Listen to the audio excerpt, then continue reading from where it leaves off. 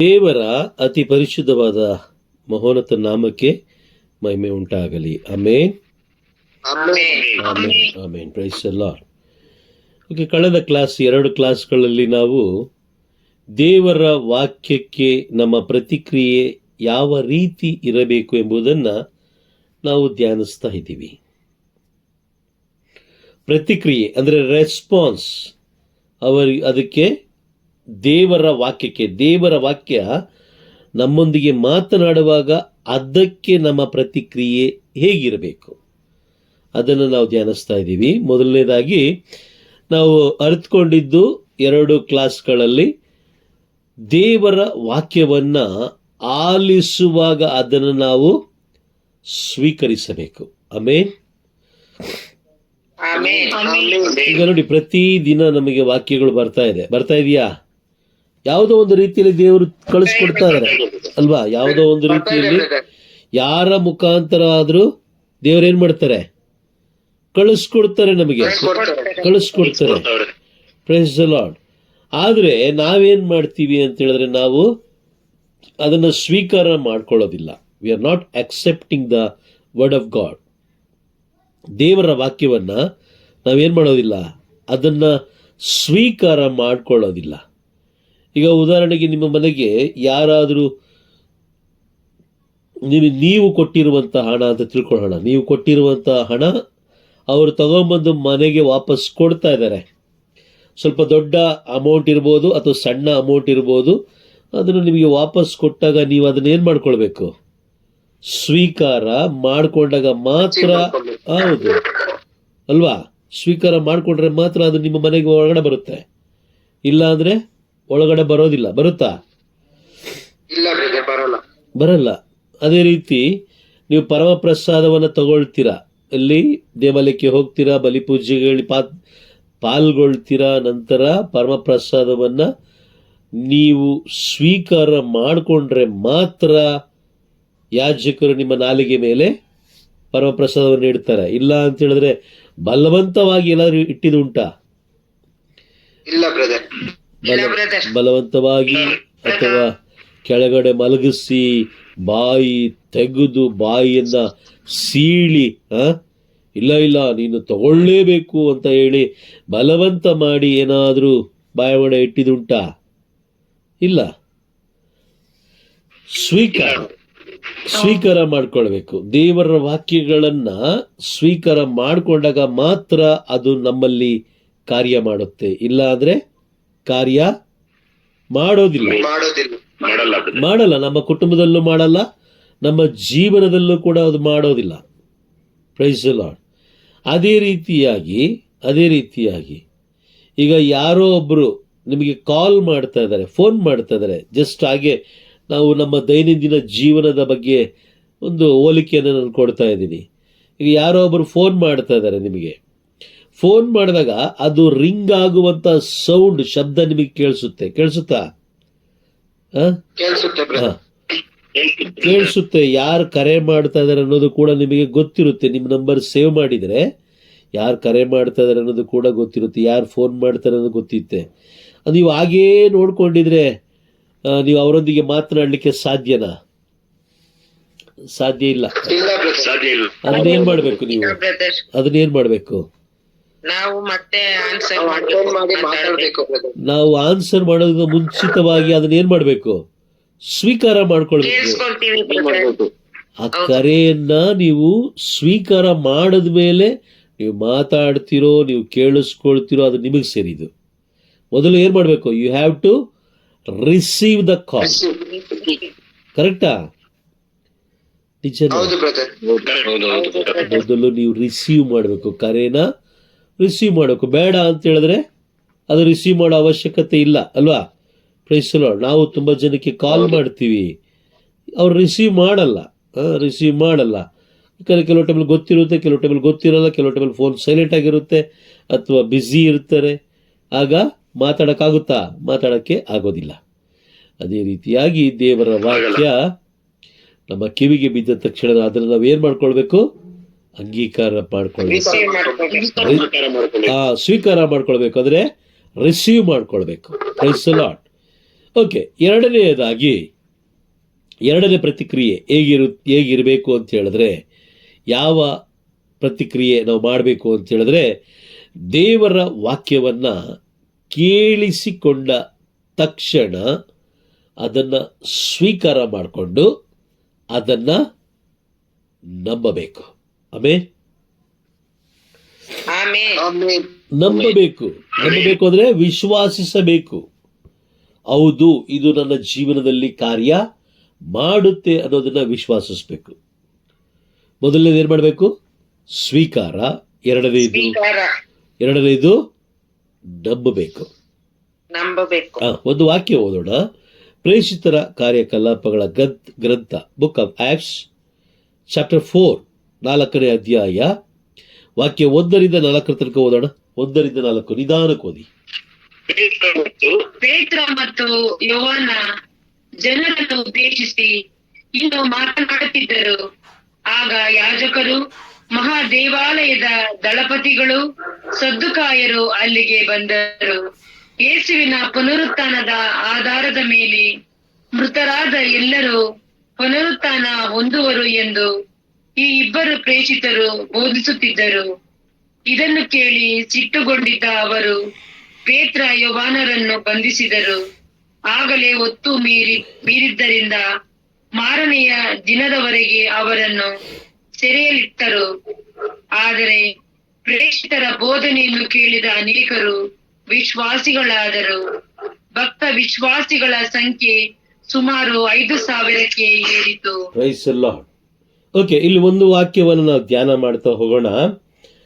ಪೇತ್ರ ಮತ್ತೆ ಯೋಹಾನ ಇವ್ರು ಯಾರು? ಯೇಸು ಸ್ವಾಮಿಯ ಶಿಷ್ಯರು, ಹೌದಾ? ಇವರೇನ್ ಮಾಡಿದ್ರು? ಮಹಾದೇವಾಲಯದಲ್ಲಿ ಬಂದು ಜನರಿಗೆ ಪ್ರಭು ಯೇಸು ಕ್ರಿಸ್ತರ ಪುನರುತ್ಥಾನದ ಆಧಾರದ ಮೇಲೆ ಇವರೇನ್ ಮಾಡ್ತಾ ಇದ್ರು? ಬೋಧಿಸ್ತಾ ಇದ್ರು.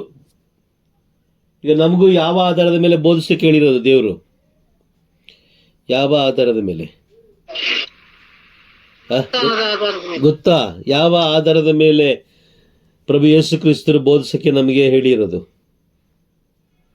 ಗೊತ್ತಿಲ್ಲ?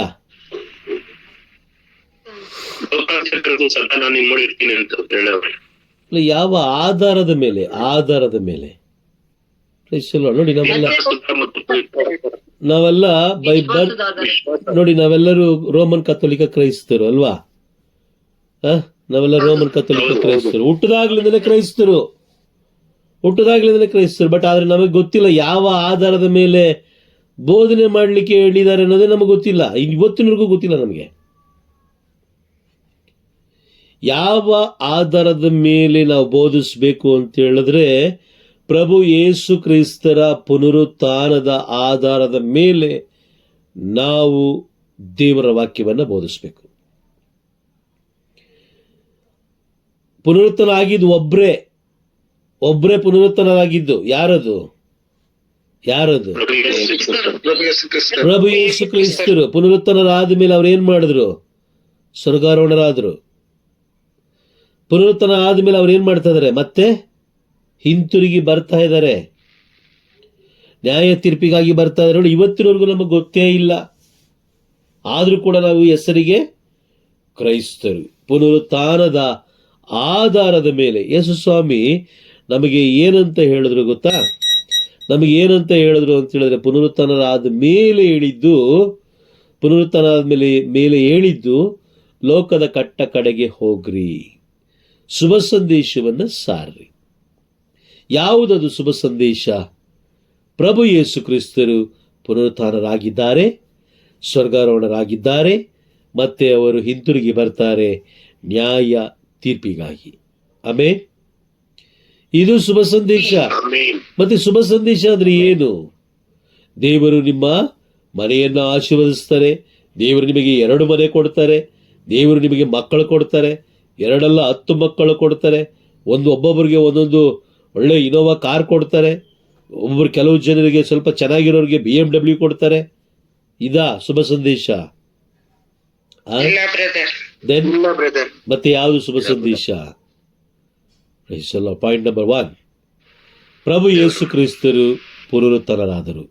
ಆಮೆನ್. ಆಮೆನ್. ಎರಡನೆಯದು ಪ್ರಭು ಯೇಸು ಕ್ರಿಸ್ತರು ಸ್ವರ್ಗಾರೋಹಣರಾದರು. ಆಮೇನ್. ಆಮೆನ್. ಮೂರನೆಯದು ಪ್ರಭು ಯೇಸು ಕ್ರಿಸ್ತರು ಹಿಂತಿರುಗಿ ಬರುವರು ನ್ಯಾಯ ತೀರ್ಪಿಗಾಗಿ. ಆಮೇನ್. ಈ 3 ಪಾಯಿಂಟ್ಸ್ಗಳನ್ನ ಇಟ್ಟು ನಾವೇನ್ ಮಾಡಬೇಕು? ಏನ್ ಮಾಡಬೇಕು? ಇದೇ ಶುಭ ಸಂದೇಶ. ಬೋಧಿಸ್ಬೇಕು. ಲೋಕದ ಕಟ್ಟ ಕಡೆಗೆ ಹೋಗಿ ಬೋಧಿಸ್ಬೇಕು. ಮತ್ತೆ ಬೋಧಿಸ್ಲಿಕ್ಕೆ ಇನ್ನೇನಿದೆ ಅಲ್ವಾ? ಪ್ರಭು ಯೇಸು ಕ್ರಿಸ್ತರು ಎಲ್ಲ ಮುಗಿಸಿದ್ರು. ಈಗ ನ್ಯಾಯ ತೀರ್ಪನ ಒಂದು ಬ್ಯಾಲೆನ್ಸ್ ಇಟ್ಟಿದ್ದಾರೆ. ಹೌದಾ? ಇದ್ದೀರಾ? Praise the lord. ಈಗ ವಾಕ್ಯಗಳನ್ನ ಕೇಳಬೇಕಾದ್ರೆ, ಈ ವಾಕ್ಯಗಳನ್ನ ಕೇಳಬೇಕಾದ್ರೆ ಯಾವ ವಾಕ್ಯ? ಪ್ರಭು ಯೇಸು ಕ್ರಿಸ್ತರು ಪುನರುತ್ಥಾನರಾದರು ಎಂಬ ಆಧಾರ ಇಟ್ಟುಕೊಂಡು ನಾವು ಬೋಧಿಸ್ಬೇಕಾದ್ರೆ ಅದನ್ನ ಏನ್ ಮಾಡಬೇಕು? ಅದರಲ್ಲಿ ಅದನ್ನ ವಿಶ್ವಾಸಿಸ್ಬೇಕು. ಅದನ್ನ ರಿಸೀವ್ ಮಾಡ್ಕೊಳ್ಬೇಕು. ಮೊದಲನೇದಾಗಿ ಅದನ್ನ ಅಂಗೀಕಾರ ಮಾಡ್ಕೊಳ್ಬೇಕು. ನಂತರ ಇಮಿಡಿಯೇಟ್ ಆಗಿ ಏನ್ ಮಾಡಬೇಕು? ಇಮಿಡಿಯೇಟ್ ಆಗಿ ಅದನ್ನ ವಿಶ್ವಾಸ. ಯಾಕೆ ಇಮಿಡಿಯೇಟ್ ಆಗಿ ವಿಶ್ವಾಸ ಇಡ್ಲಿಕ್ಕೆ ಹೇಳ್ತಾ ಇದ್ದಾರೆ? ಕಾರಣ, ಒಂದು ವಾಕ್ಯ ಓದೋಣ. ಮಾರ್ಕನ ಬರೆದ ಶುಭ ಸಂದೇಶ 4ನೇ ಅಧ್ಯಾಯ 15ನೇ ವಾಕ್ಯ ಓದಿ. 4:15. ಕೆಲವರು ದೇವರ ಸಂದೇಶವನ್ನು ಕೇಳುತ್ತಾರೆ. ಸೈತಾನನು ತಕ್ಷಣವೇ ಬಂದು ಆ ಸಂದೇಶವನ್ನು ತೆಗೆದು ಬಿಡುತ್ತಾನೆ. ಕಾಲ್ದಾರಿಯಲ್ಲಿ ಬಿದ್ದ ಬೀಜಕ್ಕೆ ಹೋಲಿಕೆಯಾಗಿರುವವರು ಇವರೇ. Amen, amen, amen. Praise the lord. Okay, ಇಲ್ಲಿ ವಾಕ್ಯ ಗಮನ ಕೊಟ್ಟು ಕೇಳಿಸ್ಕೊಳ್ಳಿ. ಕೆಲವರು ದೇವರ ಸಂದೇಶವನ್ನ ಕೇಳ್ತಾರೆ.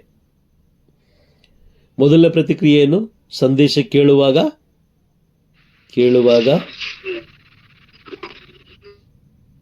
ನಿದ್ದೆ ಮಾಡ್ಬೇಕಲ್ವಾ?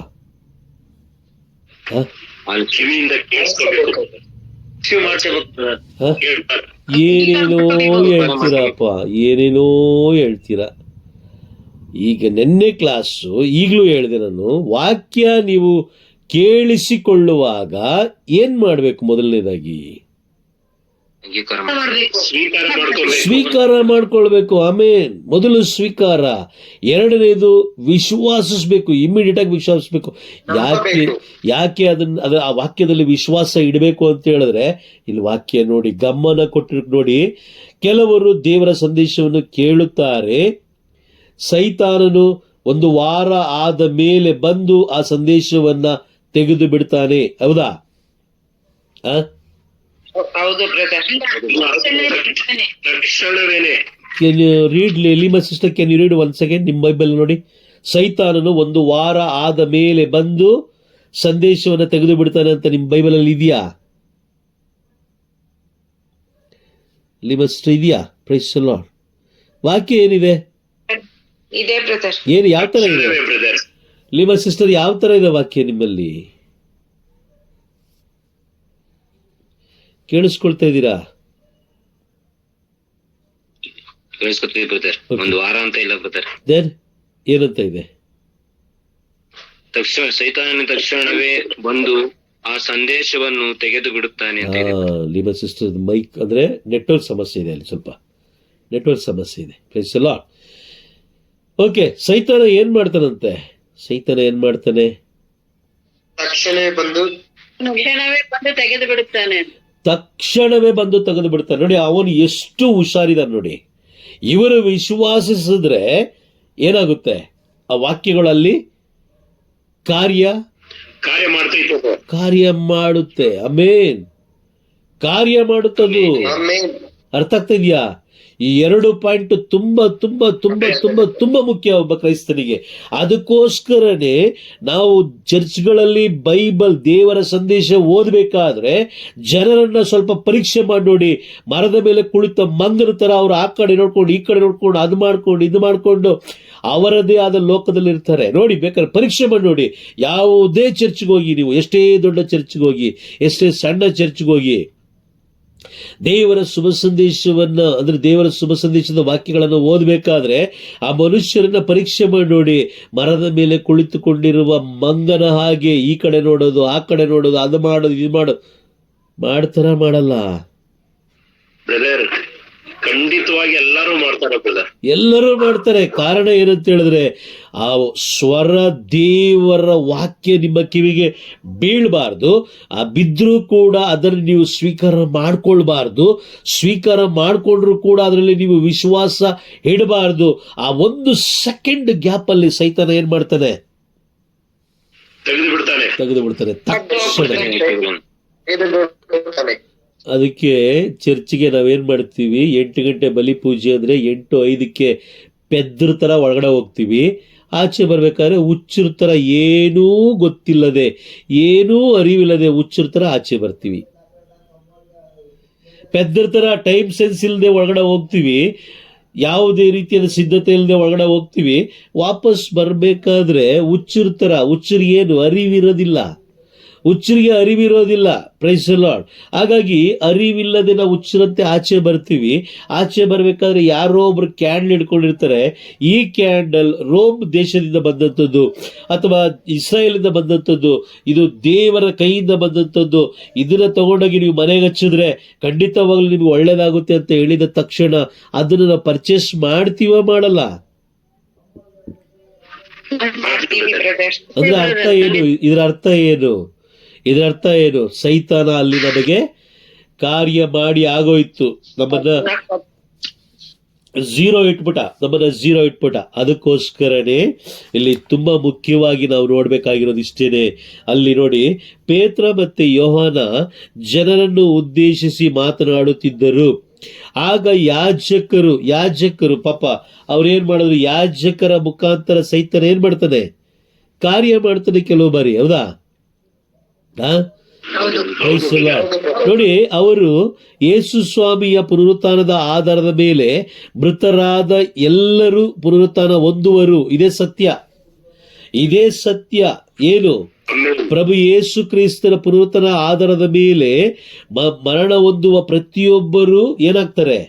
ಪುನರುತ್ಥಾನ ಹೊಂದ್ತಾರೆ. ಎಲ್ಲರೂ ಪುನರುತ್ಥಾನ ಹೊಂದ್ತಾರೆ. ಆಮೇನ್. ಮತ್ತೆ ಪ್ರಭುವಿನ ಎರಡನೇ ಬರುವಿಕೆಯಲ್ಲಿ ನಾವೆಲ್ಲರೂ ಪುನರುತ್ಥಾನ ಹೊಂದುತ್ತೇವೆ. ಎಲ್ಲರೂ ಎದ್ದೊಳ್ತಾರೆ ಅಲ್ವಾ? Praise the lord.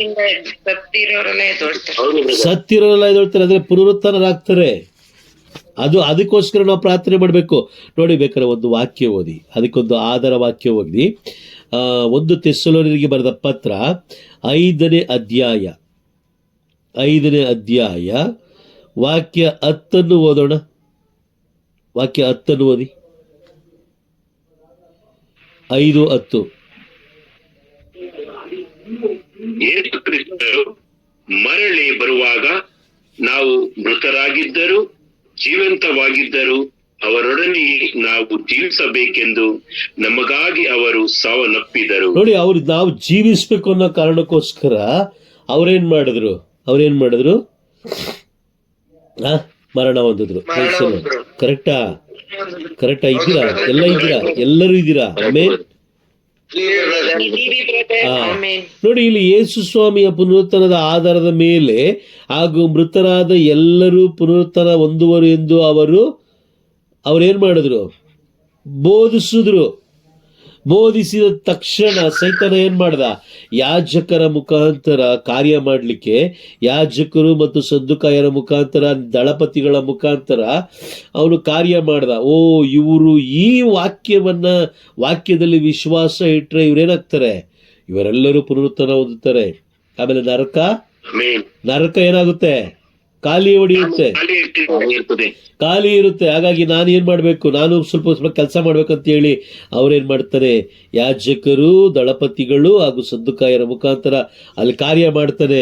ತಗೊಂಡೋಗಿ ಯಾರನ್ನ? ಪೇತ್ರ ಮತ್ತೆ ಯೋಹಾನನ ತಗೊಂಡೋಗಿ ಎಲ್ಲಿ ಇಡ್ತಾನೆ? ಅರಮನೆಯಲ್ಲಿ ಇಡ್ತಾನ? ಅರಮನೆನ ಸೆರೆಮನೆನ? Praise the Lord. ಸೆರೆಮನೆಯಲ್ಲಿ ಇಡ್ತಾನೆ. ನೋಡಿ, ಸೆರೆಮನೆಯಲ್ಲಿ ತಗೊಂಡೋಗಿ ಇಡ್ತಾರೆ. ಆದ್ರೆ ಇಲ್ಲಿ ನೋಡಿ, ಸೆರೆಮನೆ ಇಟ್ಟ ಮೇಲೆ ಒಂದು ವಾಕ್ಯ ಇದೆ ನೋಡಿ, ಅದೇ ತುಂಬಾ ಮುಖ್ಯವಾದ ವಾಕ್ಯ. 4ನೇ ವಾಕ್ಯ. ಆದರೆ ಪ್ರೇಷಿತರ ಬೋಧನೆಯನ್ನು ಕೇಳಿದ ಅನೇಕರು ವಿಶ್ವಾಸಿಗಳಾದರು. ಆಮೇಲೆ ನೋಡಿ, ಇಲ್ಲಿ ಎರಡು, ಈಗ ಮೊನ್ನೆ ಕ್ಲಾಸು ಇವತ್ತು ಕ್ಲಾಸು ಎರಡು ಒಟ್ಟಿಗೆ ಒಂದೇ ವಾಕ್ಯದಲ್ಲಿದೆ. ಏನಂತ ಹೇಳಿದ್ರೆ, ಪ್ರೇಷಿತರ ಬೋಧನೆಯನ್ನು ಕೇಳಿದವರು ಅದನ್ನು ಸ್ವೀಕಾರ ಮಾಡಿಕೊಂಡ್ರು, ಸ್ವೀಕಾರ ಮಾಡಿದ ತಕ್ಷಣ ಅದರಲ್ಲಿ ವಿಶ್ವಾಸ ಇಟ್ಟರು, ವಿಶ್ವಾಸ ಇಟ್ಟ ಕಾರಣ ಅವರು ವಿಶ್ವಾಸಿಗಳಾದರು. ನೋಡಿ, ಭಕ್ತ ವಿಶ್ವಾಸಿಗಳ ಸಂಖ್ಯೆ ಸುಮಾರು 5,000ಕ್ಕೆ ಏರಿತು ಅಂತ ಬೈಬಲ್ ಹೇಳ್ತಾ ಇದೆ. 5,000. ನಾವೇನ್ ಮಾಡ್ತೀವಿ? ಚರ್ಚ್ಗೆ ಹೋಗ್ತೀವಿ, ಅಲ್ಲಿ ದೇವರ ವಾಕ್ಯ ಇರುತ್ತೆ, ಅದು ಯಾವುದನ್ನು ನಾವು ಕೇಳಿಸ್ಕೊಳ್ಳೋದಿಲ್ಲ, ಯಾವುದನ್ನು ನಾವು ಸ್ವೀಕಾರ ಮಾಡ್ಕೊಳ್ಳೋದಿಲ್ಲ, ಯಾವ ವಾಕ್ಯದ ಮೇಲೂ ನಾವು ವಿಶ್ವಾಸ ಇಡೋದಿಲ್ಲ. ಆದರೆ ಮಾತ್ರ ಬಲಿಪೂಜೆ ಆದ ತಕ್ಷಣ ಒಂದು ಮಾತೆ ಬರಿಬರ ಸ್ವರೂಪ, ಇಲ್ಲಾಂದ್ರೆ ಸಂತ ಅಂತೋಣಿಯವರ ಸ್ವರೂಪದ ಮುಂದೆ ಹೋಗಿ ನಿಂತ್ಕೊಂಡು, ಸಂತ ಅಂತೋಣಿಯವರೇ ನಮಗೋಸ್ಕರ ಪ್ರಾರ್ಥನೆ ಮಾಡಿ, ಮಾತೆ ಬರಿಬರವರೇ ನಮಗೋಸ್ಕರ ಪ್ರಾರ್ಥನೆ ಮಾಡಿ ಅಂತೇಳಿ ಈ ಕಡೆ ಬಿದ್ದು ಆ ಕಡೆ ಬಿದ್ದು, ಅಲ್ಲಿ ಒದ್ದಾಡಿ ಇಲ್ಲಿ ಒದ್ದಾಡಿ, ದೇವರ ವಾಕ್ಯ ಏನಕ್ಕೆ ನಿನಗೆ ದೇವರು ಏನಕ್ಕೆ ದೇವಾಲಯಕ್ಕೆ ಕರೀತಾರೆ ಅಂತ ಹೇಳಿದ್ರೆ, ಆ ಬಲಿಪೀಠದ ಪುಲ್ಪಿಟ್ ಅಂದರೆ ಬಲಿಪೀಠದ ಮೇಲೆ ವಾಕ್ಯ ಬೋಧಿಸುವಾಗ ಆ ವಾಕ್ಯವನ್ನು ನೀನು ಕೇಳಿಸಿಕೊಳ್ಳಬೇಕು, ಅದನ್ನು ಸ್ವೀಕಾರ ಮಾಡಿಕೊಳ್ಬೇಕು. ಆ ವಾಕ್ಯದಲ್ಲಿ ನೀನು ವಿಶ್ವಾಸ ಇಟ್ಟು ನೀನು ಹೊರಗಡೆ ಬರಬೇಕಾದ್ರೆ ಒಬ್ಬ ವಿಶ್ವಾಸಿಯಾಗಿ ಹೊರಗಡೆ ಬರಬೇಕೇ ಹೊರತು ಒಬ್ಬ ಪೆದ್ದನಾಗಿ ಆಚೆ ಬರಬಾರ್ದು. Praise the lord. ಇವತ್ತಿನವರೆಗೂ ಪೆದ್ದರಂತೆ ನಾವೇನ್ ಮಾಡ್ತಾ ಇದೀವಿ? ಜೀವಿಸ್ತಾ ಇದ್ದೀವಿ. ಪೆದ್ದರಂತೆ ನಾವು ಜೀವಿಸ್ತಾ ಇದ್ದೀವಿ. ಆದ್ರೆ ನಾವು ದೂಷಣೆ ಮಾಡ್ತಾ ಇರೋದು ಯಾರನ್ನ? ದೇವರನ್ನ. ನೋಡಿ, ಪೆದ್ದರಂತೆ ನಾವು ನೋಡಿ ಎಷ್ಟು ಅವಕಾಶಗಳನ್ನು ದೇವರು ನಮಗೆ ಕೊಟ್ಟಿದ್ದಾರೆ. ಬಲಿಪೂಜೆಗೆ ಕರ್ಕೊಂಡು ಹೋಗ್ತಾ ಇದಾರೆ. ನೋಡಿ, ಬಲಿಪೂಜೆ ಪ್ರಾರಂಭ ಗೀತೆ, ಅದಾದ್ಮೇಲೆ ಮಹೋನ್ನತ ಗೀತೆ, ತೀರ್ಥ ಪ್ರೋಕ್ಷಣೆ ಮಾಡ್ತಾರೆ, ಅದು ಮಾಡ್ತಾರೆ, ಇದು ಮಾಡ್ತಾರೆ, ಎಲ್ಲ ಮಾಡಿ ಆದ್ಮೇಲೆ ಮೊದಲನೇ ವಾಚನ, ಅದಾದ್ಮೇಲೆ ಒಂದು ಗೀತೆ ಇರುತ್ತೆ, ಅದಾದ್ಮೇಲೆ ಎರಡನೇ ವಾಚನ ಆದ್ಮೇಲೆ ಒಂದು ಅಲೆಲುಯ ಇರುತ್ತೆ, ಅಲೆಲುಯ ಆದ್ಮೇಲೆ ಒಂದು ಶುಭ ಸಂದೇಶ ಆದ್ಮೇಲೆ ವಾಕ್ಯ ಬೋಧನೆ ಇರುತ್ತೆ. ಇದಿಷ್ಟು ಕೂಡ ದೇವರು ಇಟ್ಟಿರೋದು, ಪವಿತ್ರಾತ್ಮರು ಇಟ್ಟಿರೋದು ನಮ್ಮ ಆತ್ಮವನ್ನು ಬಲಪಡಿಸಿ ನಮ್ಮನ್ನು ವಿಶ್ವಾಸಿಗಳನ್ನಾಗಿ ಮಾರ್ಪಡಿಸುವುದಕ್ಕಾಗಿಯೇ ಹೊರತು ಪೆದ್ದರಂತೆ ಜೀವಿಸುವುದಕ್ಕಾಗಿ ಅಲ್ಲ. ಸಂಬಂಧ ಇಲ್ಲದೆ ಒಳಗಡೆ ಹೋಗ್ತೀವಿ, ಸಂಬಂಧ ಇಲ್ಲದೆ ಹೊರಗಡೆ ಬರ್ತೀವಿ. ನಮಗೂ ಯೇಸು ಸ್ವಾಮಿಗೆ ಯಾವುದೇ ರೀತಿಯಾದ ಸಂಬಂಧ ಇರೋದಿಲ್ಲ. ಸಂಬಂಧ ಇಲ್ಲದಂತೆ ನಾವು ಬಂದರೆ ನೋಡಿ, ಹೊರಗಡೆ ಬರ್ತೀವಿ. ಪರಮಪ್ರಸಾದ ಆದರೂ ಕೂಡ ಪರಮಪ್ರಸಾದ ತಗೊಂಡು ಹೊರಗಡೆ ಬರ್ತೀವಿ. ಹೊರಗಡೆ ಬಂದಾಗ ಅಲ್ಲಿ ಏನಾಗುತ್ತೆ ಅಂತ ಹೇಳಿದ್ರೆ, ಹೊರಗಡೆ ಬರಬೇಕಾದ್ರೆ ನೋಡಿ, ಒಳಗಡೆ ಹೋಗ್ಬೇಕಾದ್ರೆ ಒಬ್ಬ ಪಾಪಿಯಾಗಿ ಒಳಗಡೆ ಹೋಗ್ತೀವಿ, ಹೊರಗಡೆ ಬರಬೇಕಾದ್ರೆ ಒಂದು ದೊಡ್ಡ ಮಹಾಪಾಪಿಯಾಗಿ ಹೊರಗಡೆ ಬರ್ತೀವಿ. ಒಳಗಡೆ ಹೋಗ್ಬೇಕಾದ್ರೆ ಪಾಪಿಯಾಗಿ ಒಳಗಡೆ ಹೋಗ್ತೀವಿ. ಕಾರಣ ಏನಂತ ಹೇಳಿದ್ರೆ, 1 ಕೊರಿಂಥಿ 11ನೇ ಅಧ್ಯಾಯ 27ನೇ ವಾಕ್ಯದಲ್ಲಿ ನಾವು ಓದ್ತೀವಿ. 11ನೇ ಅಧ್ಯಾಯ 27ನೇ ವಾಕ್ಯದಲ್ಲಿ ನೋಡ್ತೀವಿ, ಯಾರಾದರೂ ಅಯೋಗ್ಯವಾಗಿ ಈ ರೊಟ್ಟಿಯನ್ನು ಭುಜಿಸಿದರೆ ಅಥವಾ ಪಾನ ಮಾಡಿದರೆ ಅವನು ಪ್ರಭುವಿನ ಶರೀರಕ್ಕೂ ರಕ್ತಕ್ಕೂ ದ್ರೋಹವೆಸಗುತ್ತಾನೆ. ಹೋಗ್ಬೇಕಾದ್ರೆ ಪಾಪಿಯಾಗಿ ಹೋಗ್ತೀವಿ, ಬರಬೇಕಾದ್ರೆ ಮಹಾದ್ರೋಹಿಯಾಗಿ ನಾವು ಹೊರಗಡೆ ಬರ್ತೀವಿ.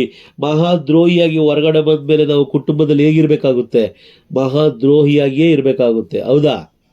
ನಿಜನಾ? ಕುಟುಂಬದಲ್ಲಿ ಸಮಾಧಾನ ಇರೋದಿಲ್ಲ, ನೆಮ್ಮದಿ ಇರೋದಿಲ್ಲ, ಆರೋಗ್ಯ ಇರೋದಿಲ್ಲ, ಅಭಿವೃದ್ಧಿ ಇರೋದಿಲ್ಲ. Praise the lord. ಇದೆಲ್ಲ ಎಲ್ಲಿಂದ ಬಂತು ಅಂತ ಹೇಳಿದ್ರೆ, ನೀನು ಪ್ರಭುವಿನ ಶರೀರಕ್ಕೂ ಪ್ರಭುವಿನ ರಕ್ತಕ್ಕೂ ದ್ರೋಹ ಮಾಡಿ ನೀನು ಮನೆಗೆ ಬಂದ ಮೇಲೆ ನೀನು ನೆಮ್ಮದಿಯಾಗಿರ್ಲಿಕ್ಕೆ ಹೇಗೆ ಸಾಧ್ಯ ಇದೆಯಾ? ಸಾಧ್ಯನೇ ಇಲ್ಲ. ಅದೊಂದು ಮೂರ್ಖತನ. ನೋಡಿ, ಆಗ ನಾವು ಯಾರನ್ನ ದೂಷಣೆ ಮಾಡ್ತೀವಿ ಅನ್ನೋದು ಕೂಡ ಬೈಬಲ್ ಹೇಳ್ತಾ ಇದೆ. ಜ್ಞಾನೋಕ್ತಿಗಳ ಗ್ರಂಥ 19ನೇ ಅಧ್ಯಾಯ ವಾಕ್ಯ 3 ಹೇಳುತ್ತೆ, ಮಾನವನ ಬಾಳಿನ ಅಳಿವು ತನ್ನ ಮೂರ್ಖತನದಿಂದ ಅವನು ಮಾಡ್ತಾನೆ, ಆದರೂ ಕೂಡ ಅವನು ಸಿಡಿದೇಳೋದು ಯಾರ ವಿರುದ್ಧ? Price the lord. ಸರ್ವೇಶ್ವರ ಸ್ವಾಮಿಯ ವಿರುದ್ಧ, ಯೇಸು ಸ್ವಾಮಿಯ ವಿರುದ್ಧ. ನೋಡಿ, ಅವನು ಹೋಗಿದ್ದೆ ಪೆದ್ದನಾಗಿ ಒಳಗಡೆ ಹೋದ, ಸಿದ್ಧತೆ ಇಲ್ಲದೆ ಅವನು ಒಳಗಡೆ ಹೋದ. ಸಿದ್ಧತೆ ಇರಲಿಲ್ಲ ಅವನು ಒಳಗಡೆ ಹೋಗ್ಬೇಕಾದ್ರೆ. ದೇವರ ವಾಕ್ಯವನ್ನ ಕೇಳಿಸ್ಕೊಳ್ಬೇಕಾದ್ರೆ ಏನ್ ಮಾಡ್ಬೇಕು? ಅವನು ಸಿದ್ಧತೆ ಮಾಡಿಕೊಂಡು ಒಳಗಡೆ ಹೋಗ್ಬೇಕು. ಏಕೆಂದರೆ ದೇವರ ವಾಕ್ಯ ಜೀವವುಳ್ಳ ವಾಕ್ಯ, ದೇವರ ವಾಕ್ಯ ಜೀವವುಳ್ಳ ವಾಕ್ಯ, ಇಬ್ಬಾಯಿ ಕತ್ತಿ ಅಂತ ಇರುವಂಥ ವಾಕ್ಯ. ಸಿದ್ಧತೆ ಮಾಡ್ಕೊಂಡು ಹೋಗ್ಬೇಕು. ಈಗ ಮಾರ್ತಳ ಮನೆಗೆ ಯೇಸು ಸ್ವಾಮಿ ಬರ್ತಾರೆ. ಮಾರ್ತಳ ಮನೆಗೆ ಯೇಸು ಸ್ವಾಮಿ ಬಂದಾಗ ಮಾರ್ತ ಏನು ಮಾಡ್ತಾರೆ?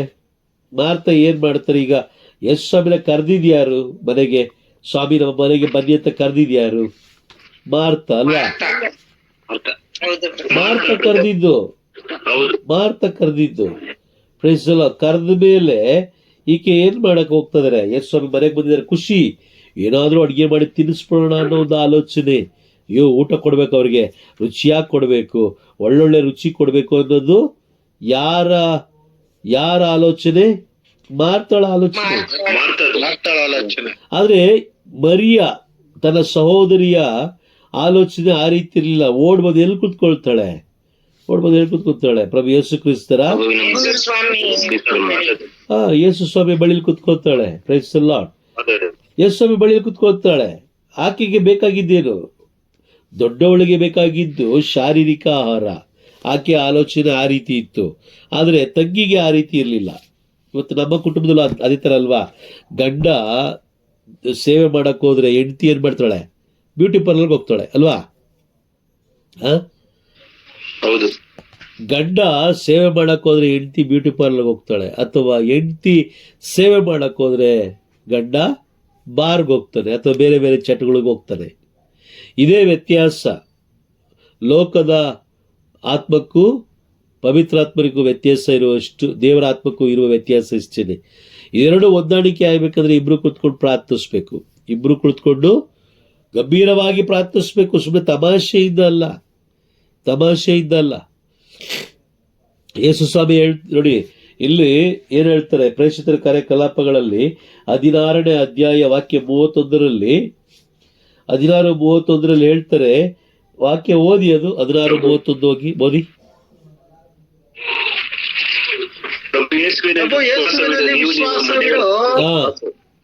ನೀನು ನಿನ್ನ ಮನೆಯವರೆಲ್ಲರೂ ಜೀವೋದ್ಧಾರವನ್ನ ಹೊಂದುವಿರಿ. ಇದು ಯಾರು ಹೇಳೋದು ಅಂತ ಹೇಳಿದ್ರೆ ಪೌಲ ಮತ್ತೆ ಶೀಲ ಹೇಳ್ತಾರೆ. Praise the lord. ಹಾಗಾಗಿ ಪ್ರಭು ಯೇಸು ಕ್ರಿಸ್ತರಲ್ಲಿ ವಿಶ್ವಾಸ ಇಡಬೇಕಂದ್ರೆ ಒಬ್ಬರಲ್ಲಿ ವಿಶ್ವಾಸ ಇತ್ತು ಅಂತ ಹೇಳಿದ್ರೆ ಇನ್ನೊಬ್ಬರಿಗೆ ವಿಶ್ವಾಸ, ನಾವು ಕುಟುಂಬದಲ್ಲಿ ವಿಶ್ವಾಸ ತುಂಬಬೇಕು. ಕೆಲವು ಕುಟುಂಬಗಳಲ್ಲಿ ನೋಡಿ, ಪ್ರಾರ್ಥನೆ ಮಾಡಕ್ ಬಿಡೋದಿಲ್ಲ ತಂದೆ ತಾಯಿಗಳು.